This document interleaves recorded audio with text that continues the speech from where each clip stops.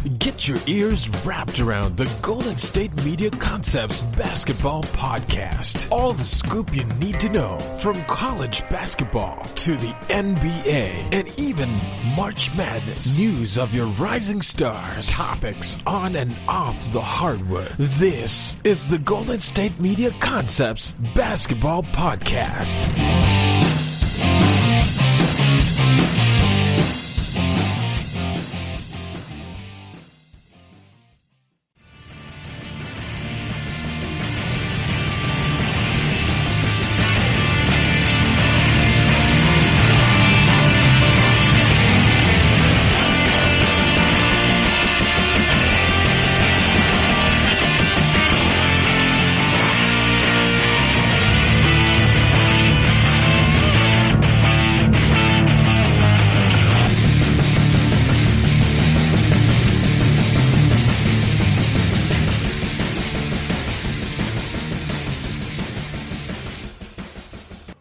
Welcome to the GSMC Basketball Podcast, brought to you, as always, by the GSMC Podcast Network. I'm your host, Nick Robin, and we have a great show for you today because it's finally not just me talking on this podcast for a full hour.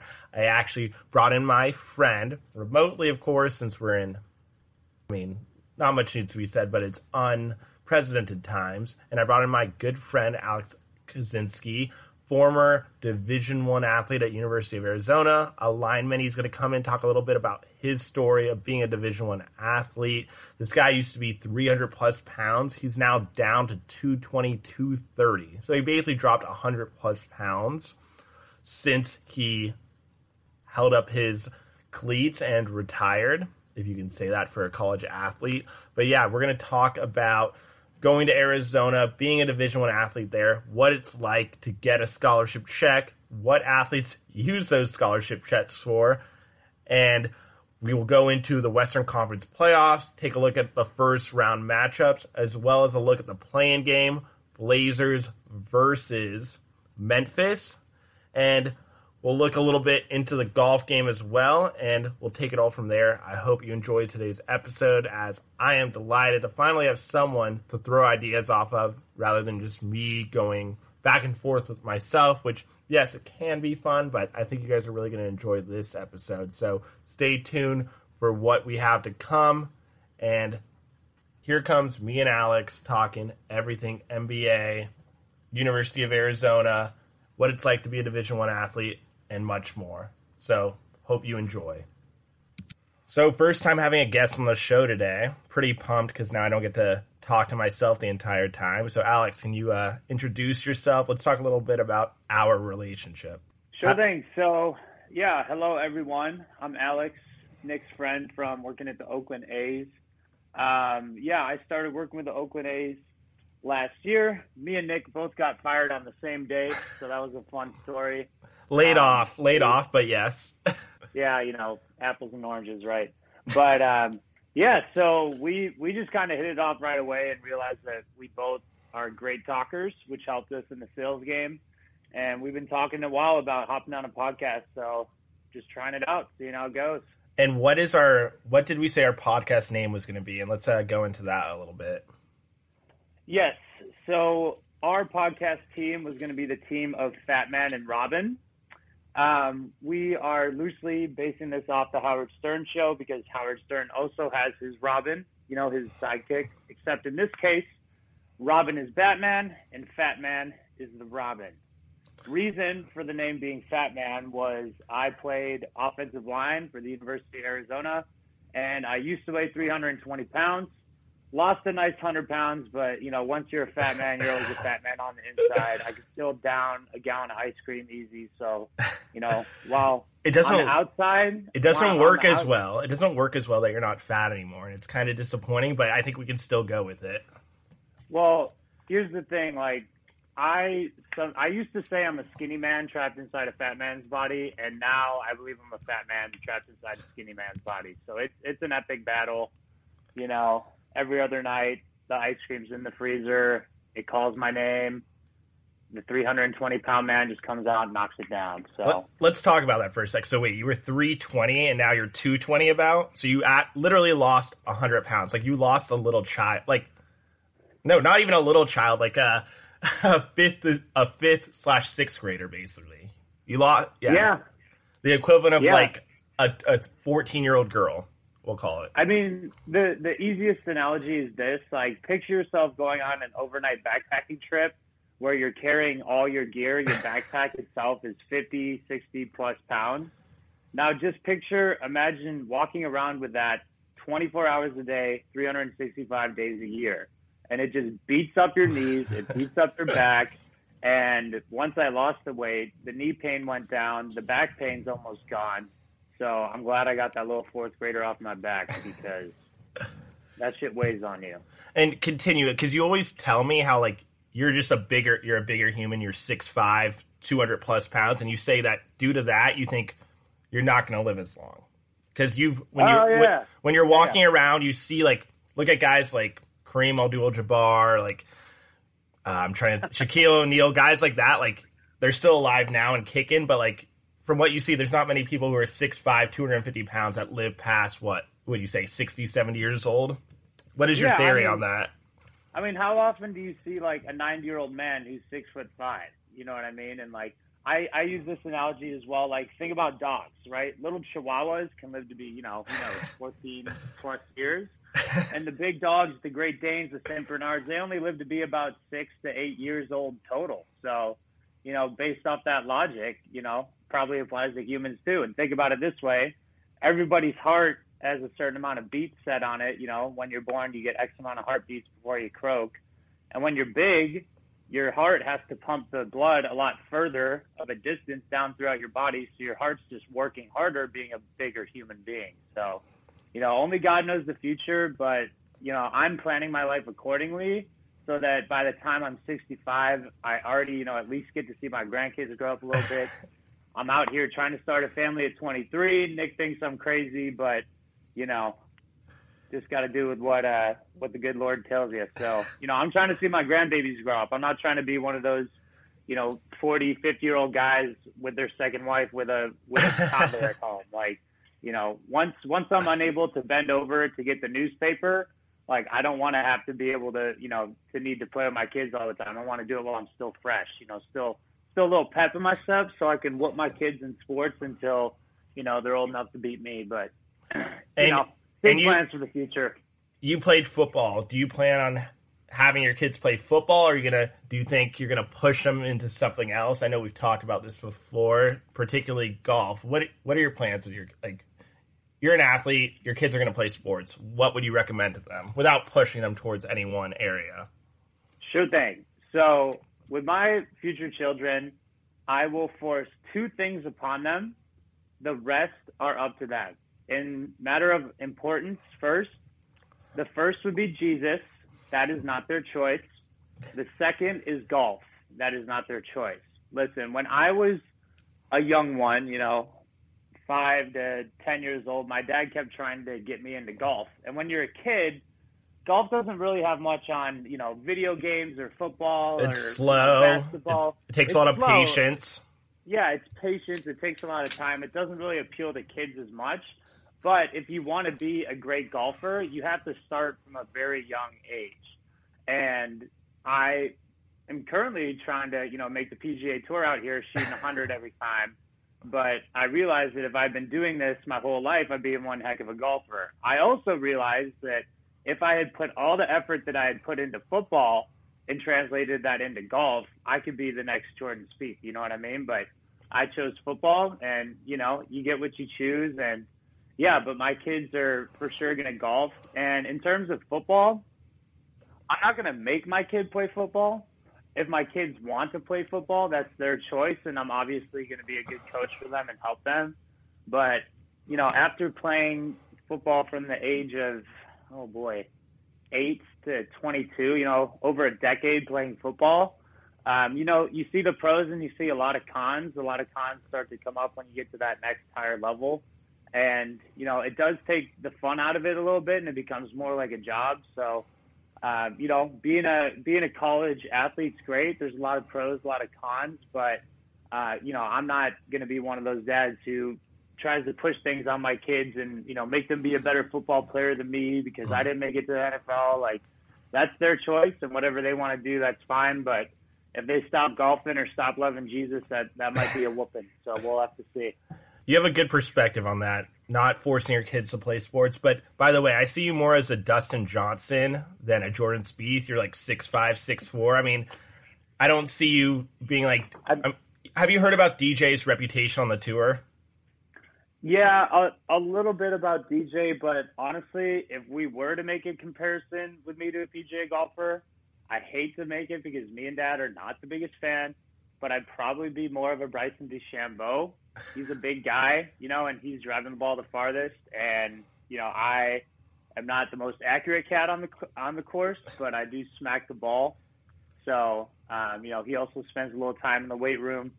So, yeah, but my golf hero, besides Tiger Woods, is probably Jordan Spieth, because he had like $10+ million in the bank, probably $20+ million in the bank before the age of like 22. And before that man could drink a beer, he was already winning PGA tournaments. So that's just success. And that's the thing about golf too, Nick. Like, you can golf from, if you're Tiger Woods, your teenage years professionally. Until you're in your 50s. Until you're crapping your pants, pretty much. Like, Phil's still out there hitting the ball pretty much as far as he ever has, and he's, 100 by now? So this is a basketball podcast, but I will ask you, do you think Tiger Woods is going to break Jack Nicklauson's record? He has one major in the last 12 years. Jack Nicklaus. Yeah. So let's see. He's at 15, and I think Jack Nicklaus is 18. He needs 3 more to tie his major record. Let's see. How old's Tiger right now? I think he's early 40s? 44 now. So mid-40s. He could probably use maybe another 10 years left on him. But Tiger's got all these injuries, you know what I mean? And it's a shame. But honestly, when he won that Masters, everyone got reminded why he's the greatest golfer of all time. You know what I mean? And Nicklaus may have more majors, but Tiger is freaking Tiger Woods. You know he's gonna have more PGA Tour wins once it's said and done. So if that counts for anything, he'll surpass. I believe Sam Snead's. They're tied at 82. I'd be really surprised if he went 5-10 more years without another win. I could see him breaking even with Nicklaus's record. 4 might be a little bit of a stretch, but you get 4 major tournaments every year. You got 10 years left. That's 40+ opportunities to try and win it. Another 2, 3, 4 times. It's doable because he's Tiger Woods. If this was literally any other golfer we were talking about, I'd say probably not. But he's the man, the myth, the legend. So. Are you looking for the very best NFL and college football podcast? Then check out the GSMC Football Podcast. Get the latest football news both on and off the field. From the NFL Draft to trades to the rumor mill to the NFL Combines. They got you covered. That's GSMCpodcast.com/football-podcast. Get updates on college rivalries, game day insights, and much, much more. It's football talk the way you want it. This show eats, sleeps, and breathes football. Don't forget to like them on Facebook and follow them on Twitter. Visit GSMCpodcast.com for more info.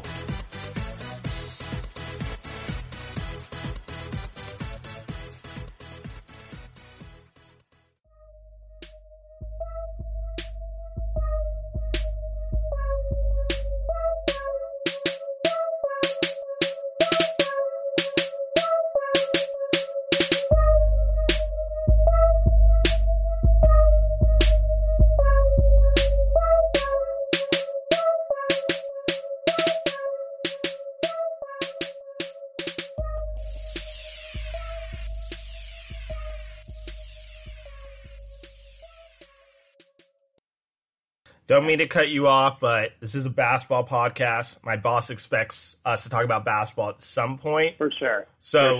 You were on the football team at U of A. Tell me about the basketball team at U of A, the culture. Was it just, because we can agree, right? U of A is a basketball school, not a football school. Yeah. Were they treated differently than the football team? Were they more royalty? A little bit, yeah. So they were a little more standoffish too, right? Would you say? Because there's only 15 of them, and there's 70 football players, 60? Oh no, my friend. So a college basketball team probably has between 15 and, if you count practice squad, 20-plus players on the team. And the college football team, my friend, has over 100 players on it at all times. But they only travel with 80, so that's probably where you're getting those numbers from. But yeah, wait, did you say 100? Yeah, no. So when we would be at the start of camp, I believe we would have 115 to 120 players on the roster. And Nick, that rule is determined by how many female athletes you have with the university as well with Title IX. So, obviously you need to have, equal representation between the male and female athletes. And, if we had more female athletes on a given year, we would have more spots on the football roster. But yeah, getting back to the basketball argument, because like we said, there's 20 or less, basketball players at the university, and there's 7 or less really good ones. Whereas football, you get 100 and you get 30 good ones. So if you're a big name basketball player, that's going to carry more weight than being a big name football player because it is a basketball school. However, you're right, they are a little different. They're kind of their own unit. For instance, a lot of the athletes, they party and they mingle and they hang out together. Certain sports tend to hang out with different sports, just depending on what school you are and, what connections everyone has. But the basketball players were kind of their always own little clique. Yeah. And some of their parties, they would invite other athletes. Some they wouldn't, but they're much more their own unit. And it would be funny, Nick, because, we're the football team, they're the basketball team. So obviously you're always rooting for your own school, but if it was a good year for football and a bad year for basketball, socially, we'd be like, woo, we're the Kings. You know what I mean? Yeah, I know. And if it was a good year for basketball and a bad year for football, it was like we might as well have been the tennis team. So, yeah, there's definitely a difference there. So you were there 4 years. Did the basketball team, how good did the basketball team get? I mean, I remember when I was in college, but I'm a little bit older than you. I know you guys made back-to-back Elite Eights. You might have been there for the last of those Elite Eights. What? Yeah. So when I was there 4 years. I can't remember every particular year. I believe they made the Elite Eight, or for sure at least Sweet 16 one time when I was there. No Final Fours, I know. And no Final Fours. And here's the thing. Every year we would go in and people would be like, Arizona basketball is making the Final Four this year. They're going to win the championship. And then, a lot of the times we get, upset by a low seed and then knocked out. So that would be a little disappointing. But, yeah, I'm hoping that they can kind of turn it around a little bit. And, after that little mini scandal that, came and went, hoping they can recover from that. But they never made any big impacts in the tournament. I know they lost. Maybe one Elite Eight. We're going to speak about him in a second. I know DeAndre Ayton was on the team when you were there, and they did lose to Buffalo. You guys, I believe, were a 4 seed. They were a 13, or maybe they could have been a 3 and a 14. Nevertheless, that's a huge upset right there. I mean, who the fuck's heard of University of Buffalo before that game? That's a tough one to swallow. One last thing about the team. So you guys are a Power 5 conference.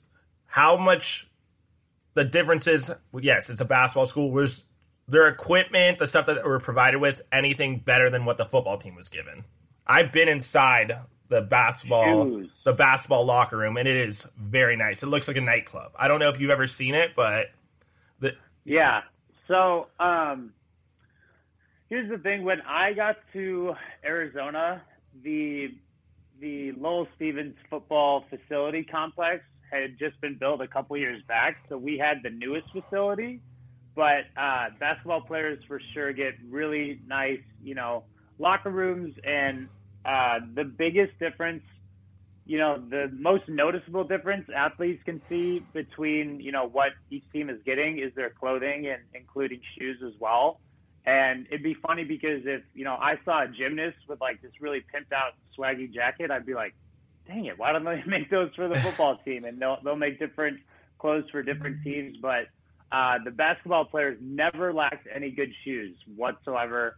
They always had really cool shoes, which I was jealous about because we got good shoes on the football team, but, obviously we're wearing cleats, so they invested a lot more in that. I think that's just a part of the game. I mean, sneakers are so much bigger, and the shoes you wear in basketball are so much bigger than what you wear on the football field. I mean, it's not the same marketing scheme. Yeah. It's not like you have Jordans. Yeah, and you're seeing a little come up in football with, shoe swag, with people writing names and, loved ones, friends who have passed. So, but it's, it's less about the brand and the style, and it's more about, what it just looks like in general. Some players like the more flashy cleats, but, as an offensive lineman, we're notoriously not flashy. We're the pigs, we're the hogs. So if you're an offensive lineman and you're really worried about how swaggy your cleat looks, you're not quite thinking the right way, because no one's going to see it anyways. And the only time people are going to look at you is when you have a holding penalty. So, yeah.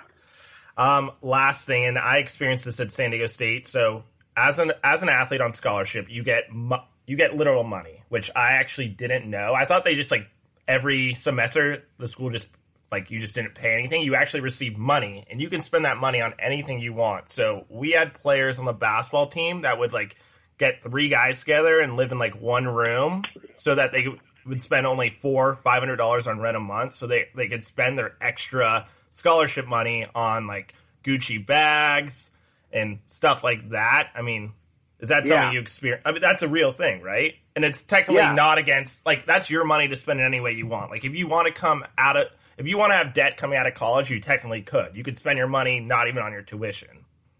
It's kind of free range to spend that money. Let me ask, what did you spend that money on?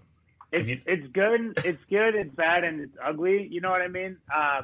And it's a little tricky to explain. So what you're talking about is your stipend as an athlete. And, if you are an athlete and you receive a full ride scholarship to the university, you'll get tuition, books, fees, room and board, everything like that. And then you get your monthly stipend, which is to cover your rent and your food and your necessities. But Nick, it's really just weird as to how they determine how much money they give you at every school. They try to do it based off cost of living. So one year, my earlier years, I was actually getting more money than my last 2 years, because the NCAA reevaluated cost of living in Tucson and determined to give us less money, which was rough. But in reality, it's dirt cheap in Tucson compared to California. Exactly. So that's my argument here is it's way different being in Tucson versus, let's say in Berkeley, right? So when I was talking to my buddy Jake Curtan, he's Cal's right tackle right now. He actually has his own podcast as well, but talking to Jake while we were both at school, and we were talking about how much money we get, and he was getting pretty much the same amount in Berkeley as I was in Tucson. So to put it in perspective, the players living off stipend alone, the low-income household kids, living off their stipend alone in Berkeley, I heard a story of one player sleeping on another player's couch for 3 months so he could buy a Versace or Gucci backpack. So it really is what you want to do with it, but it's definitely not fair because, there's places that need more money and there's places that may not need as much money. So I don't quite know what their process there is, but at least when I was there, it definitely wasn't fair. And another example, but you're paying in-state, or you're paying out-of-state tuition. So shouldn't you be receiving more money than a player on the football team or basketball team that's from Arizona? How does that factor in? Yeah. So technically, you are. What that means is the football team just has to pay less for tuition than for in-state players versus out-of-state players. But in terms of money in your pocket, everyone gets the same to live off of. And I had a couple offensive lineman buddies. They went and lived out in the boonies in Tucson. They were out there with a gated community, bars on their windows and everything. And they were paying $300 a month each for rent. So they were pocketing a couple $100 a month just in their pocket to save up, just because their rent was so cheap. And with the stipend, and with most of your food being paid for via the football team, after you pay your rent, the rest of your money is pretty much whatever you want to do with it. So offensive linemen will spend it, go spend $100 on sushi, and some of the skill position players might go and get a table at a nightclub. Funny story. One time, my roommate blew an entire check on a table. So he is. So they were eating smartest, nicest guy. And a table at a club. So he's like the smartest, nicest, most reserved. So he guy. wasn't eating the rest of that month, is what you're saying. He spent his entire stipend on a table. No, he's so smart. He's a biochem major that he had so much money saved up from his previous stipend that he actually was able to buy the table and just eat the charge. But it was $1,000 night for him, and everyone that rented the table with him was like, "Oh, don't worry, we're gonna pay you back. We'll each throw in $100." He only got two people to pay him back, so he paid for typical college kids of the table. For I think it wasn't even his birthday, but it was someone else's birthday, I think. But yeah, so like I said, if you're an athlete living in a more affordable place at a university, you can be king in the boonies, or if you're living in a big city or really high income area, you could be scrapping for pennies. So it really just depends where you are. Before we go to a break, because we're going to get into the Western Conference previews right after this, tell me if you're comfortable with it, tell me the most outlandish thing you spent your stipend money on. The craziest thing I spent my stipend money on? Yeah, or outlandish, idiotic. So right after we got a check, one time it was summer and we were all bored, and Tucson summer's not much going on besides avoiding the heat. We went and bought a 70-inch flat screen TV, and then we went and bought a sound bar, but something that wasn't as big of a one-time purchase, but a reoccurring thing would be me and some football buddies, calling out Cody Creaston right here. We would often go to the casino. I went to the casino 10 times in 2 months or something like that. And, I remember at one point I was throwing $100 on one hand and I won it. So that was good, but definitely some room to lose a lot of money. What's your game at the casino? Blackjack, 5-card stud? Blackjack, for sure. Blackjack. Okay. Highest odds. Yep. Easy, simple to learn. Have you ever played War at the casino? No, I'm not a chump. They have that at Verona, I remember, and I was like, that's 50-50, isn't it? Probably not. If it's a game at the casino, they know their odds. It's a game for a reason. Well, okay, hey, we're going to take a break right now. After, we're going to discuss the Western Conference previews. We'll look into the play-in game later on the podcast, but stay tuned after this commercial break for more. Yes, sir.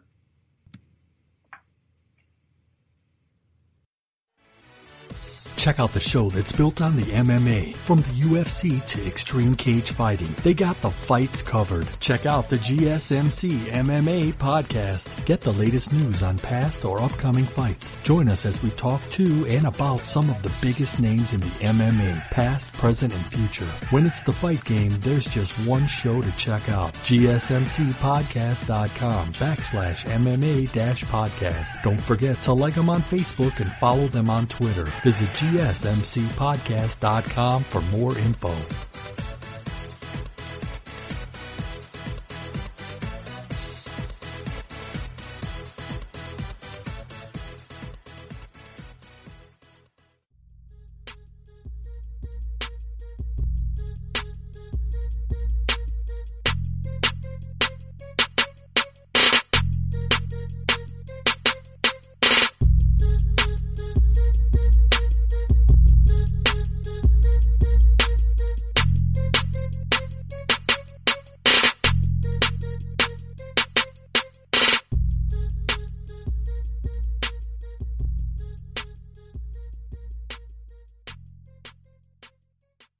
Okay, so we're back here now, Alex. So you went to Arizona. By chance, are you a Phoenix Suns fan over the years? No, but my one of my great, awesome roommates, Nick Reinhardt, is a diehard Phoenix sports fan. So I know I'm not a Phoenix sports fan, but I know a ton. Okay, well, let me start with this. So the Suns went 8-0 in the bubble. They came in 6 games out of the 8 seed. They went a perfect 8-0, and they still didn't make the playoffs. So, I mean, what the fuck was the point of them even coming to Orlando in the first place if it was nearly an impossible scenario of them making the playoffs? I think it was less than it was a 0.2% chance, I think, if I remember correctly, of them making the playoffs. And look, let me read you these numbers, then you can go. So their average margin of victory, 13.2 points. Devin Booker averaged 30 points a game on 50% shooting, had a game winner against the Clippers over Paul George and Kawhi. And as a team, as a full unit, they shot nearly 50, 40, 90.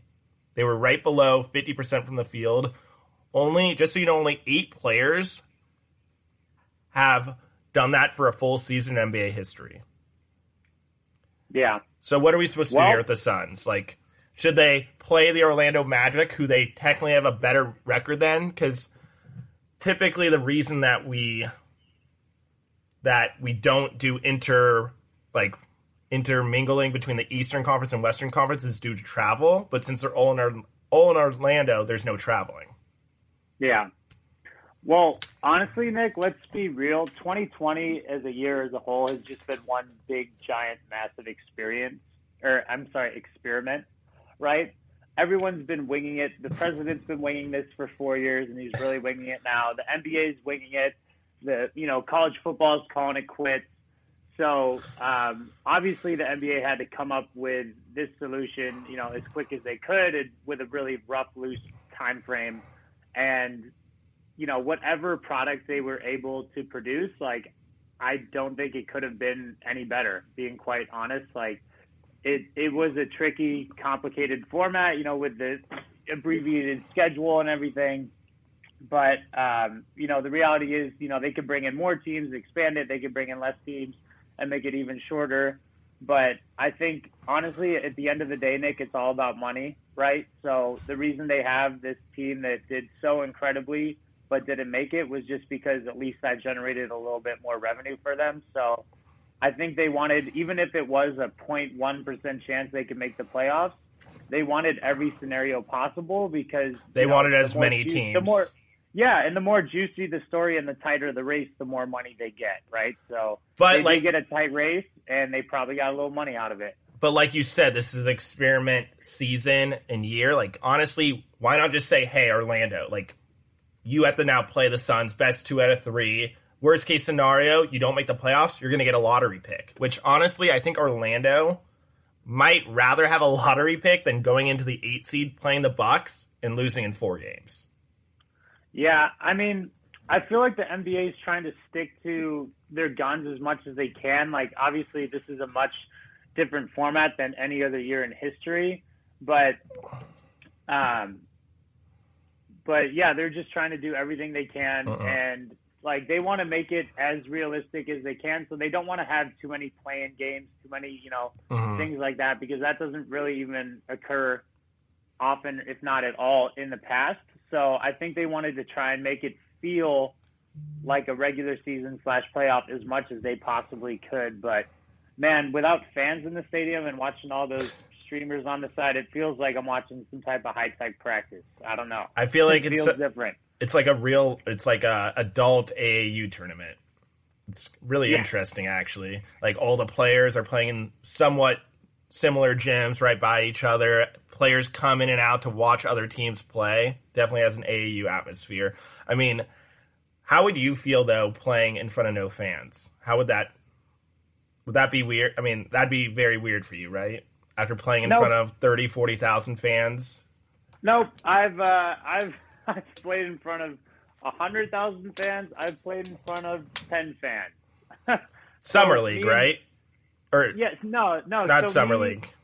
So me in high school, my school was not a big football school at all. So we would have, probably 100 or less people at every game. A big game would be more than 100 people. And like we said, Arizona's not the biggest football school. So I remember one year we're having a pretty bad year, and USC comes to town, and we're on our 5th string quarterback. We moved a tight end to quarterback to play against USC.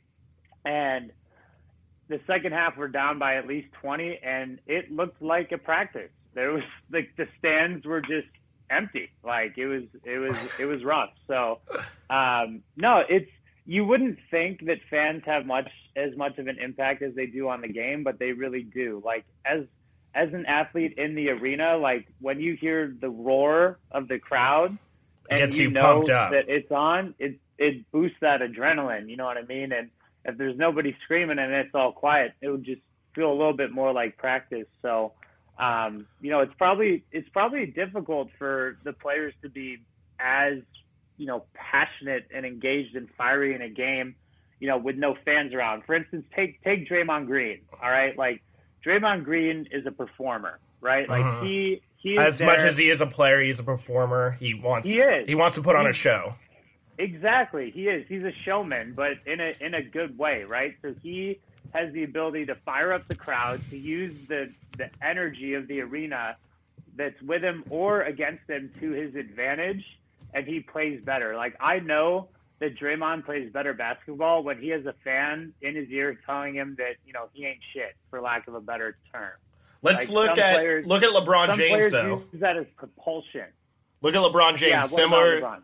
Like, I heard this on First Take, so I'm not going to steal this or anything or take credit, but this guy's been playing in full packed gyms since he was 14, 15 years old. This is the first time in nearly 20 years that he's playing in a completely near empty stadium.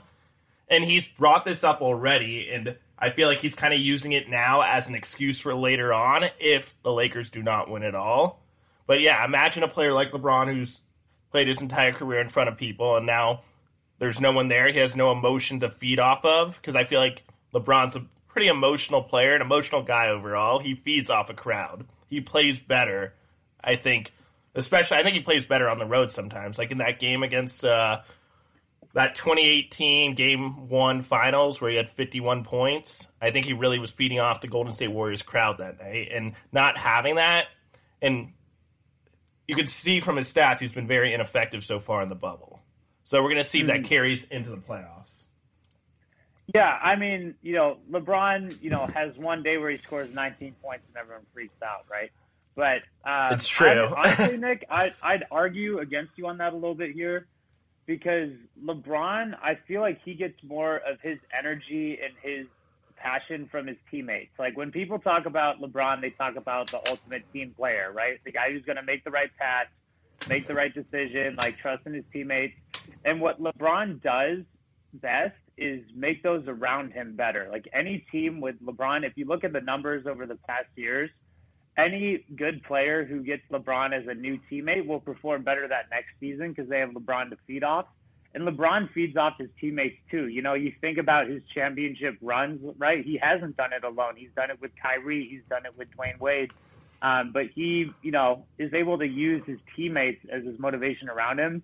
And Nick, let's remember too, this is LeBron James, right? So LeBron, even though he's not physically playing in front of everyone right now, he knows that the whole world is watching him every single step he takes, every moment he's on that court. Pre-game, post-game, during the game, literally while the game's going on, they'll show him on the bench like 100 times. Like LeBron knows that everyone is always looking at him. And you're right that he might not have that extra kick of the fans going crazy for him. He does his, powder thing. He, gets the crowd all riled up. But I think at the end of the day, like, if you're a LeBron like that, who's in, back to the Tiger Woods argument, that top 3 all time, like, there should be no excuses. And that's just what's expected when you're at that level. Yeah, so there should be no excuses if they lose just because there's no crowds. And that's what I think he was trying to do. I think he was being honest with his statements about adjusting to no crowds, but I feel like at the same time he was using it as an excuse later down the road, but I don't think he should be able to use that. I think he's the best player in the world. He should be able to play with or without a crowd. He should be able to perform. Correct. And it's not like everyone's not at the same disadvantage, right? It's not like he's always playing an away game. Everyone has no fans. You know what I mean? So this affects the Lakers as much as it does the other 29 teams in the NBA. You know what I mean? It doesn't just pertain to LA. I want to also say that with that, I don't think he always makes his teammates better. Yes, he does. Like he does get everyone involved. But if you looked at the Cavaliers players that he played with in 2018 and how they performed the year after he left, they performed at a higher level. Because I feel like sometimes with guys like Michael Jordan, Kobe Bryant, LeBron James, there's a lot of extra pressure to perform. Like, look at a guy like George Hill. He was awful when he played with him on the Cavs, and then the next year he moves to the Bucks. He shoots 45% from three for the season. So yeah, it's hard to measure whether or not he actually makes his teammates better, but I think overall, I mean, you'd rather have LeBron than not have LeBron. Yeah, and I think to that argument, Nick, like, so you brought up, the year after he leaves, his teammates do better. I'm more referring to the year before he gets there. So before he gets there, so-and-so is having an okay season. LeBron gets there, and his game elevates. And they start winning. Now LeBron's gone, but that player's got some confidence back, and he's on this upward trend, right? So just because LeBron leaves doesn't mean that he can't keep developing himself into a better player. But, it's not an exact science. Not every player is going to play better with LeBron. Some players that like to have the ball in their hand more might drop off a little bit. But I think especially with the role players like the Danny Greens, you see a big elevation in their game because LeBron is great at using all of his teammates around him and figuring out who's good at what and how can we maximize that to benefit the team. I agree. Let's we haven't even gotten into any of the matchups yet. Let's start with the first one. Number 2 seed. We're going to skip the Lakers since we don't know who they're going to play yet, but I think they're going to beat either team. I think the Blazers are going to give them more trouble. It might take them 6 games to knock them out because I don't think none of the guards on the Lakers can guard Damian Lillard. But let's move on to the Clippers, the 2 seed versus Dallas, the 7 seed. Who do you have? What are your thoughts? Clippers, Dallas? Yes. And so the Clippers took the season series 3-0, but Dallas has, according to the numbers, have the most efficient offense in NBA history. It is a shortened season, so they didn't play 82 games, but that still speaks about something. They've been very poor in clutch time, but they do have Luka Doncic, who is probably a top 5 player in the NBA, and Porzingis has come on strong lately, especially in the bubble. But here, go. Yeah, so I can see Dallas taking a game, but that's Clippers all the way, right? Because you got those 2 big time players. They spent all that money getting them onto the roster. Like, Kawhi Leonard is just proven to be unfathomable. You know what I mean? Like, you can't shake him. Paul George is, obviously a great player, but honestly, he's a great 2. He's a great 2, I think. I don't think he can't be the number 1. He's shown. He's made it to the Eastern Conference Finals with the Pacers, but never to the finals. I think Kawhi Leonard has shown that he basically that Raptors team, it was basically him and a bunch of really great players as well, or solid players, Marc Gasol, Serge Ibaka, but he was the main reason they won the title last year. No one's going to disagree with that. And the biggest reason I think the Clippers are going to make a good push is because they have PG in that number 2 role and they have Kawhi in that number 1 role, right? And Paul George is a great player, but honestly, I've seen him miss a lot of buzzer beaters, like, 5 seconds on the clock, down by 2, Paul George takes the ball up. The only time I've really seen him make one of those is in a Gatorade commercial. No offense, Paul George, you're still freaking awesome. But Kawhi Leonard is just a different, he's got that Mamba in him. He's got that last second shot clock. And let's be real, in the playoffs, like, most playoff games are tightly contested, and it comes down to, who's got the stones when the shot clock's running out. And because I think you have Paul George to kind of supplement and complement Kawhi as the game goes on, and then Kawhi who can just completely take a game over in the fourth quarter, I think Dallas could get a game, but I think they'd be lucky too. And you do have to remember that Kawhi Leonard and Paul George aren't only great offensive players. Both averaged 25-plus in the bubble and shot over 48% from 3. Only 2 out of 3. Only 3 players did that, the other one being T.J. Warren, but they're also 2 of the best wing defenders in the NBA. Kawhi Leonard arguably is the best wing defender in the NBA. So not only are they going to score, they're going to be hard to cover, or they're going to be hard to score on. And I don't know. I think Dallas could take them to 6-7 games. This is a good team. And the thing with the Clippers is they haven't been at full strength all season long. Montrezl Harrell just missed the entire bubble. He's one of their best bench players, and Lou Williams hasn't played much either because he went to the Gentlemen's Club. So I think it might go 6 games. Yeah, I mean, but the Clippers right? are the favorite to get to the finals, if not the Lakers. Yeah, if we're talking Lakers versus Clippers, favorite to get to the finals, I'm going Lakers. But in terms of this matchup, I think 6 or 7 games is a little bit of a stretch, but it could happen. But regarding, talking about they haven't been at their best all year, in the past, we've seen teams that haven't been at their best all year, and they start to get good right around and they turn it on in the playoffs, yeah. Exactly. So it's hard to say because that's why NBA playoffs are so amazing is because you can actually physically see the players trying harder every game. Whereas during, the big, bulky regular season, they're trying to win the game, but they're not, they're giving 95%. Yeah. They're not giving 100%. You've seen a lot in these bubble games. You've seen that a lot where players are resting, players are sitting out. Like a lot of these teams, these last 2-3 games for most of these teams, they haven't had their starters in or their starters haven't been playing full minutes. And that's when I look at the Suns, like, they beat the Heat without Jimmy Butler. They beat the 76ers without their entire starting roster. So although they went 8-0, they did have a little bit of, I guess, luck along the way in terms of who they were actually playing up against. Yeah, and, something that happens in sports as well is where if you're a 1 seed and you're waking up and you're playing against an 8 seed, it can actually be bad for you sometimes because, in sports, people can play down to each other's levels, right?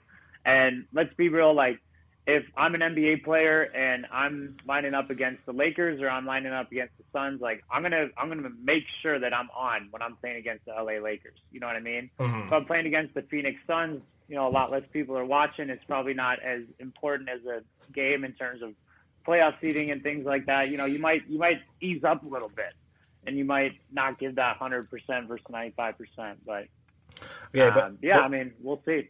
Before we go on another break, let's look at one last matchup in the Western Conference. Number 3 seeded Denver Nuggets versus number 6 Utah Jazz. Denver won the season series 3-0.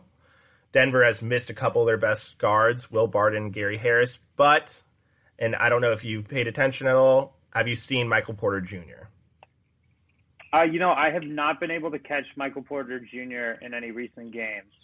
So he was a top player in his class in 2017, and you see this happening a lot where this guy was a top player in his class coming out of high school. He gets hurt at Missouri.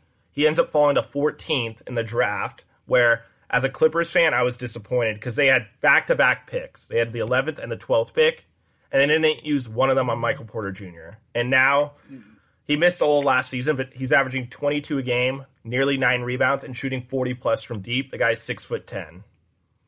He's an ideal stretch 4. Yeah, and that's this new weapon that's been introduced to the NBA, right? The big man who can hit it from deep. KD was kind of the first, even though he's more of a forward. But, you see players like Bull, right? You see players like Porzingis who can hit from range and they're, that 6'10 plus height. And, it's a new lethal weapon, and I think coaches are, working their ways to how they want to defend that. And it just stretches out the entire – it just leads more space in the paint for players that do like to drive and get to the basket. It just leads more opportunities if someone can shoot it from 25 deep. It just opens up space on the floor. As simple as that. Yeah, and when you have 4-plus guys, like, 3 guys that can hit threes, great.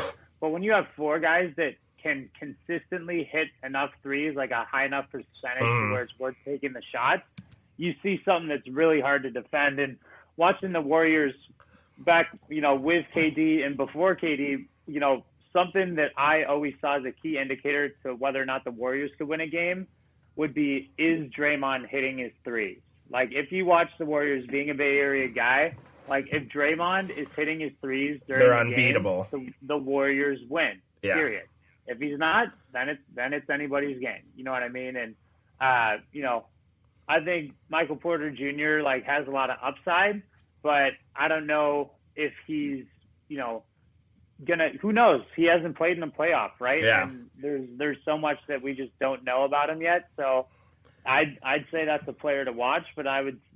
We don't know what we're going to get from him. I mean, the guy's played 20, 30 career games, and with Will Barton and Gary Harris coming back, he might get pushed out of the starting lineup. Although I strongly believe he should be in that starting five. Maybe put Will Barton on the bench because, yeah, like you said, if you can put up guys that tall who can shoot threes, it really just opens up your offensive game.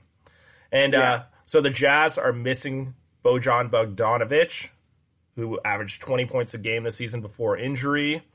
They still have Donovan Mitchell, but they struggled immensely in the bubble. Denver, on the other hand, played pretty well. So who do you have here? As simple as that. Donovan Mitchell is a superstar, but he shot very poorly in the playoffs last year. We'll see if that continues. Honestly, I'm gonna go with Utah just because we talked about Michael Porter kind of being that X factor, and even though Donovan Mitchell may not have had the playoff everyone wanted to see last year, I think that's part of growing into yourself as a player in the NBA, right? Like it takes years to develop skill and to develop clutch and to win, handle the nerves, and to win. You know what I mean? And no one comes to the NBA and wins right away. I mean, there's certain cases with Magic Johnson who won a title in his first year, but he had Kareem Abdul-Jabbar. But Michael Jordan, it took him time. LeBron, it took him time. I'm trying to. Kobe came in with Shaq, so again, another example of someone coming in on an already great team. But yeah, for most of these players, Curry was 25, so he was a little bit younger, but it still takes time to win in this league. Yeah, 100%, and that's universal. That's not everybody's a Patrick Mahomes, right? Not everyone can come in under the age of 25 and play on the big stage with people who have been making money off their sport for 10 plus years, right? Mm-hmm. I think Donovan Mitchell really is that, he really is a special player. I don't know if he's going to be like a top 2, top 3 point guard, but he's the type of guy who can change a game. You get Michael Porter in there, you get Rudy Gobert, and I think that, it could be a close series, but I'm still taking Utah. Yeah, and we haven't even talked about Rudy Gobert, the guy who got the whole restart of the season started by testing positive for COVID. He did make the game-winning free throws in the first restart game, which was pretty awesome, and it'll be interesting to see how he matches up against Jokic, because, look at the numbers that he's put up. The guy's averaged a near triple-double this season against Utah, as well as in last year's playoffs. So I think he's going to average a triple-double in this series. It might not be enough to win it, but it'll be interesting to see how he matches up against Rudy Gobert. Because I think it's hard to measure how important Rudy Gobert is to this team, because it's hard to just look at defensive stats and see the impact that he has. But yeah. The guy's a 2-time, 3-time defensive player of the year. So really, if someone has a stat line, they have 2-3 blocks a game or whatever. It's not the stat that matters, it's what shots blocked that matters. You know what I mean? Because a blocked shot does so much more than just prevent the ball from getting in the hoop, right? It fires up the team. If it's in the fourth quarter, if it's an important shot, for example, take the LeBron Iguodala block, right? Look at the finals a couple years ago. It's a tight game, and LeBron sprints like a gazelle down the court to make that incredible block. And that might have, it was a little bit of a dagger, but it was the mojo swing. You know what I mean? That just took all the wind out of the Golden State Warriors' sails. And, a player who can come up with big defensive plays can make a huge difference in a playoff game, because playoffs, games can get a little harder to score with the nerves getting a little higher. And I would say it's not even the block shots. It's all the other shots that he alters that he doesn't get credit for. Exactly. Yeah. I couldn't imagine, you might have a little bit better of an idea, but imagine going up against someone who's 7'1" and you're 6'8", 6'9", and this guy's got 3 to 4 inches on you. It's going to be hard to get off a clean shot. It's just going to alter how you shoot the ball. And you're going to be thinking, it's not even that. When he's not even there, you're going to be thinking about him, that he could be right behind you, and that already puts that doubt in your mind. And that's some psychological presence that we can't even quantify. Yeah, it's a morale thing, right? So if you have a big rock in the middle, a Shaq, a Rudy Gobert, someone who just eats it up on defense, right? You're gonna take a lot of wind out of the offensive sails, and you're right. It's that mental effect too, right? You're going to be a lot more hesitant pressing the paint if you get someone, who's a defensive stud like Rudy Gobert in there. And, big defensive players, if an offense has to change their game plan because of you, that means that you are one hell of a player on defense. Hey, we're going to take a break here right now. But, so you have Utah, correct? How many games? I'll go Utah in 7. I'm going to go the opposite. I'll take Denver in 7. After this commercial break, we're going to look at the most interesting series in the Western Conference. Houston versus Oklahoma City. Chris Paul plays against his old team. Russell Westbrook's going to be playing against his old team, the only team he's ever played for in his career. We'll get to that in just a moment. Stay tuned.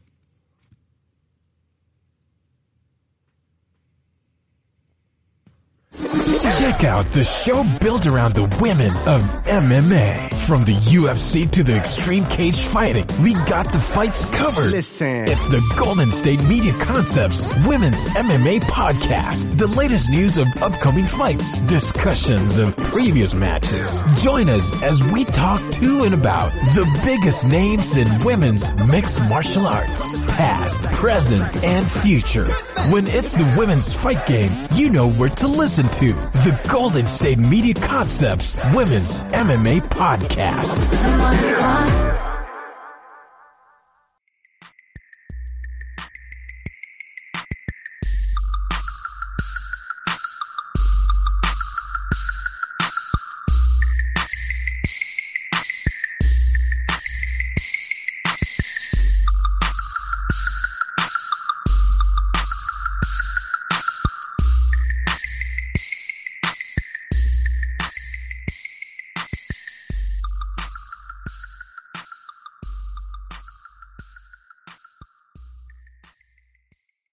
So, Alex, first time doing a podcast, am I right? How's it going so far?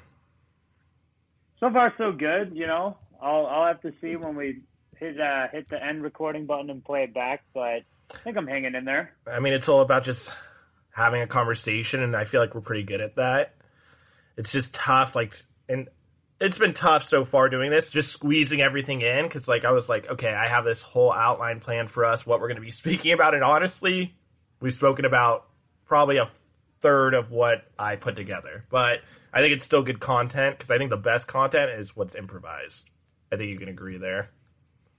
Yeah, I mean, if they were looking for something scripted, we could just send them the transcript. So, so hey, we're going to go into our last series, our last Western Conference series. I don't think we're going to have time to get to the Eastern Conference today, but let's look at Houston, number 4 seed, versus Oklahoma City, the 5 seed. Oklahoma City has been one of the most surprising teams of the season. They came into the season with very little chance of even making the playoffs. Chris Paul was traded for Russell Westbrook. So Chris Paul was traded to the Thunder, who he played in Oklahoma in 2005 during Hurricane Katrina when they had to evacuate the city. So he does have some experience playing in Oklahoma City before the season. They've been amazing. 3-guard lineup with Shai Gilgeous-Alexander, Dennis Schroeder, Chris Paul leading the way. And they're coming up against James Harden, his former teammate and former team. What are we going to expect from this matchup? I think it's going to be very intense. I mean, I think this is by far the best series out of all the first round matchups. And I think we wanted to see this. Yeah, I think this is the funnest thing to, debate and talk about before it happens, because I, like most people, am thinking this is going to be a dogfight. Get Russell Westbrook out. Those first 2 games, that's going to make a huge difference. Both these teams playing, good basketball, not great basketball, but, very 2 solid options. And either winner of this team could definitely make a deep push in the playoffs, that's for sure. I would say really the Rockets. The Rockets are title contenders. They have a shot at getting to at least the Western Conference Finals, possibly the Finals. I mean, they have 2 of the top 12 players in the NBA. James Harden, let's look at James Harden. He's been known for his postseason failures. But he has averaged 28 and 7 for his career.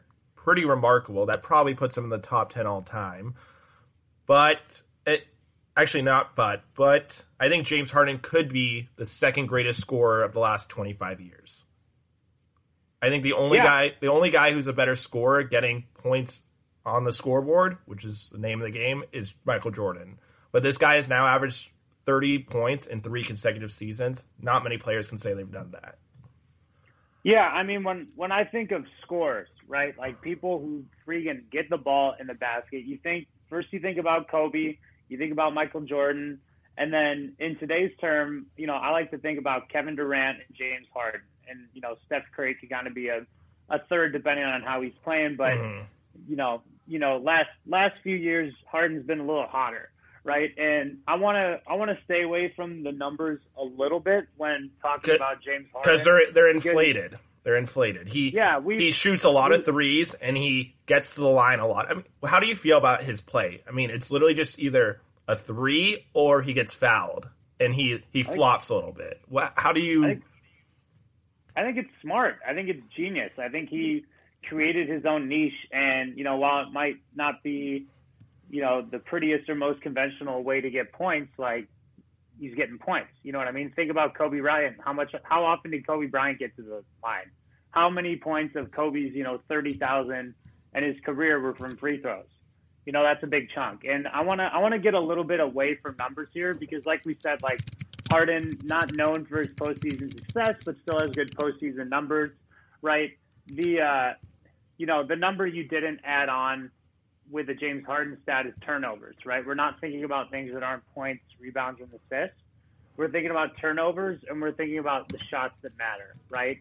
And the reality is, like, in the playoffs, Harden hasn't made too many of those game-changing shots that really alter the course of the series. While, you might have 20 on the board, but if the 5 shots that really, really mattered for momentum and for keeping that score close weren't hitting, then it's not as big of an impact. You know what I mean? I'd rather have a player get 10 less points a game, but, have 3 more points in the fourth quarter in regards to just, putting up a big stat line, because in the playoffs, numbers are great, but in the end of the day, players win games, and it's not always just by putting the ball in the basket.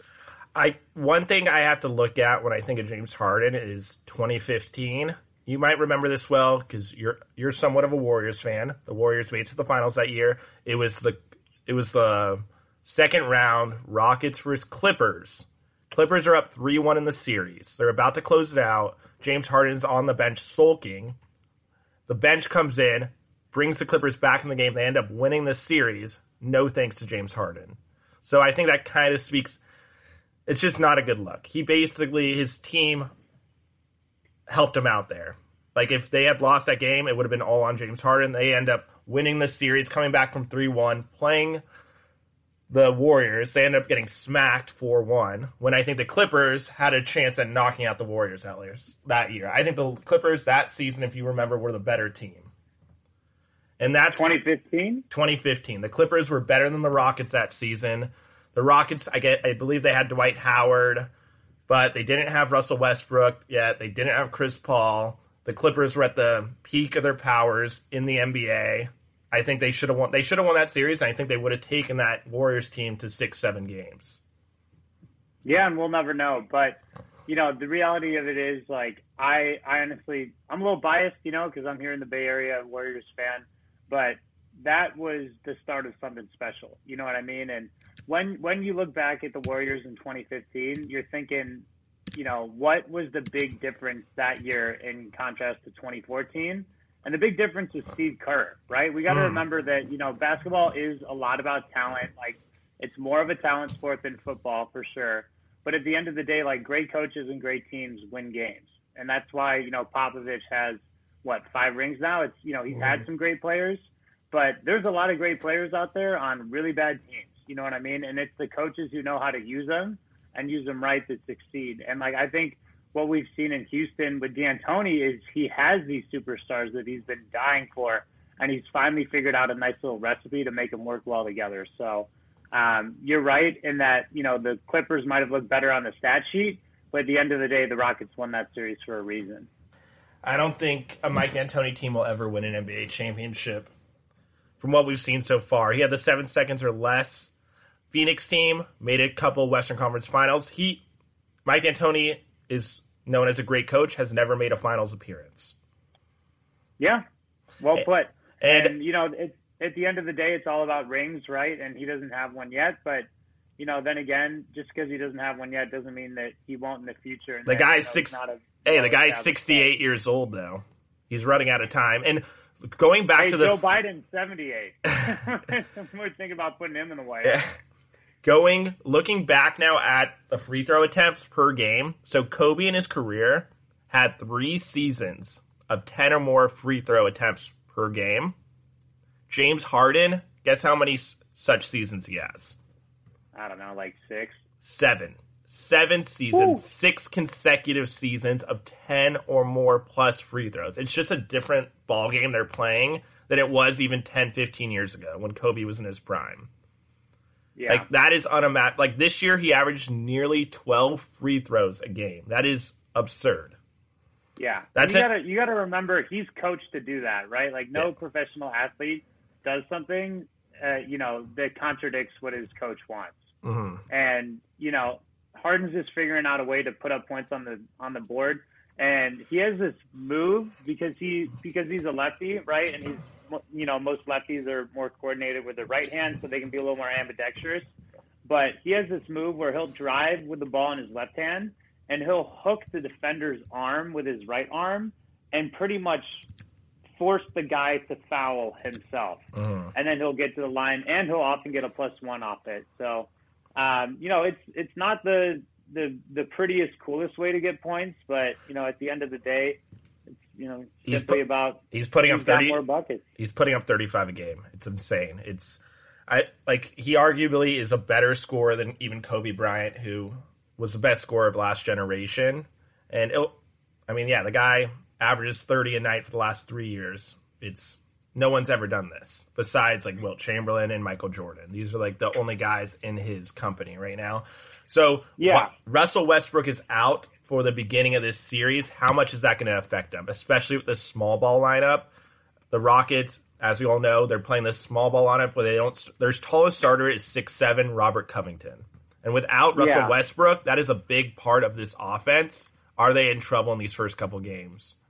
Yeah, for sure. And what I think a comparison I'd make with Russell Westbrook would be similar to the Paul George Clippers type deal, where Russell Westbrook's kind of the 2-man and Harden's, kind of leading that ship.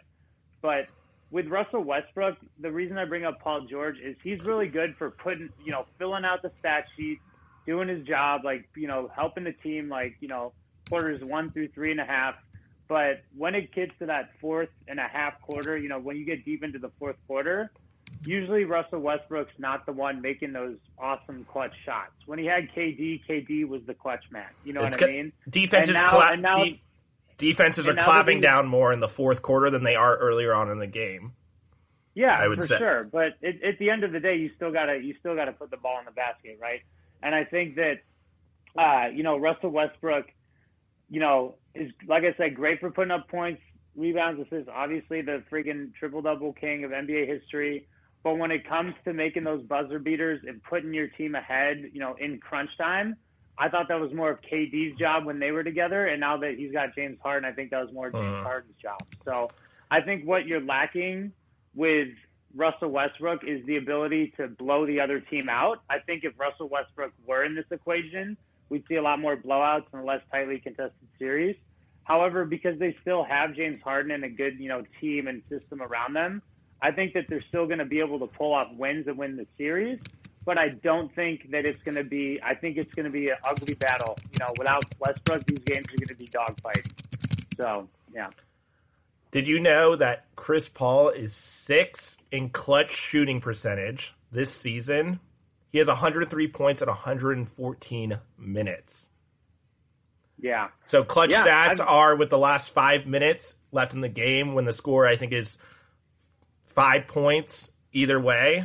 So Chris Paul is the most clutch player this season on a team that's definitely outplayed its expectations. And without Russell Westbrook, that's a big cog they're missing. That's one of the only reasons they're able to do this lineup. I could see the Thunder. If Russell Westbrook does not get back by game 3, I think the Thunder take this series. Yeah, I think they're that's that a good good. point. Yeah, I mean, it could happen. I'm still leaning towards the Rockets just because I think James Harden's going to, develop into a playoff player this year. But I think what we talked about, if we're talking about the 3 superstars of the series being Harden, Westbrook, and Chris Paul, I think of those 3, I think the stat does Chris Paul well because if I had a buzzer beater and I had to choose between 3 people taking the shot, I'm choosing Chris Paul. He's been around a little longer. He's been, the leading guard of, the Clippers when he was there. He's like Steve Nash. Like, the guy can pass, and he's a phenomenal passer, but I don't think he takes enough shots. Like, I think, Russell Westbrook and James Harden shoot the ball a ton. Chris Paul gets other people involved, but I think if he took as many shots, maybe not now at 35 years old, but maybe earlier in his career, I think he would be a better scorer and a more efficient scorer than either of those players. And the numbers back it up, efficiently wise. I'm going to contradict you a little bit just because with Chris Paul, I like how he plays his game because in quarters 1 through 3, he's always looking to do the right move, the right pass. People even say LeBron could freaking shoot the ball more, right? He's always about doing the correct basketball play. But what I like about Chris Paul is that when you get into the fourth quarter, you get into the late game, Chris Paul starts taking those shots, right? Like, I've watched a handful of basketball games where Chris Paul, just looks like a good NBA player. First 3 quarters. Exactly. And then the fourth quarter, he's like, all right, it's my time to shoot. You know what I mean? And then I think he starts taking his shots, taking his deep threes.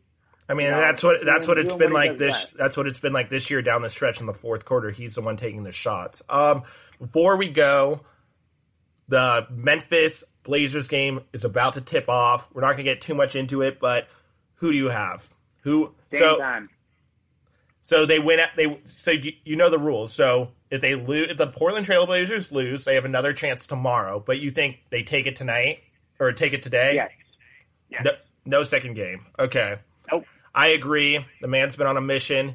He just had 51, 61, 42 points in 3 consecutive games. Only player in NBA history, another fun fact, only player in NBA history to have 4 consecutive 40-plus games, win all 3 by 3 or less points.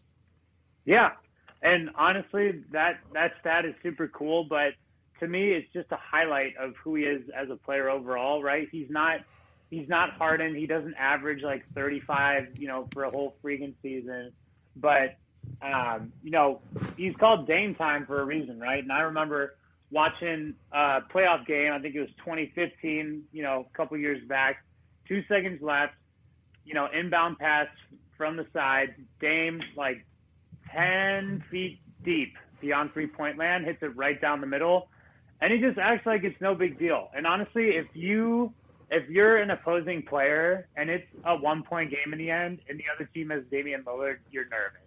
You just are.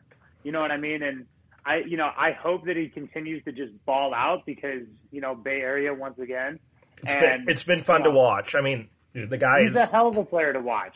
He's got flash. He's got everything. He's been by far, outside of Devin Booker, there's no one who's been even in the same stratosphere as him in terms of the play that he's put in the bubble, and I just hope to see it continue. So, yes, I'm going to agree with you. I think the Blazers win it tonight. If not, they're going to win it tomorrow. I don't see this Grizzlies team competing against the Blazers, especially with Jaren Jackson out, Justice Winslow out. They're missing a lot of key contributors. Nope. And if I really had to call it, I would say it's going to be a 3-point game. Blazers win because Dame Time hits a 3 in the clutch. It's very simple. I'm sure a lot of other people are predicting the same, but I'm pretty dang confident. I think it'll be a little bit of a game, but I think that there's a dagger. I think we're going to see a dagger. I really do. Alex, I appreciate you coming on today. I had a great time. Honestly, can we do this again? I had a good time. Hey, I'll do all the outline work. I'll try and make it a little less extensive next time because honestly, I think we did a pretty good job of just kind of going off the top of our domes and just letting everything kind of flow and go on its own. Yeah. No, I had a great time. First time, a couple things I wish I'd done a little better, but hey, we're gonna have more time, more practice. I'm gonna book you on once a week. if you can do that, because I guess I can do my solo one once a week. You can come on once a week, whatever. Again, I'm working with your schedule because I don't have much of one right now. But, hey, thank you again for joining the GSMC Basketball Podcast, presented to you by the GSMC Podcast Network. Everyone, please go follow us on Facebook, Twitter, Instagram. Leave us a comment. We love that. Let Alex know how he did. Hey, thank you again. Thank you again, Alex. We'll talk soon. Thank you, Nick. I had a great time, and thank you, everyone who's listening. You've been listening to the Golden State Media Concepts Basketball Podcast, part of the Golden State Media Concepts Podcast Network. You can find this show and others like it at www.gsmcpodcast.com. Download our podcast on iTunes, Stitcher, SoundCloud, and Google Play. Just type in GSMC to find all the shows from the Golden State Media Concepts Podcast Network, from movies to music, from sports to entertainment, and even weird news. You can also follow us on Twitter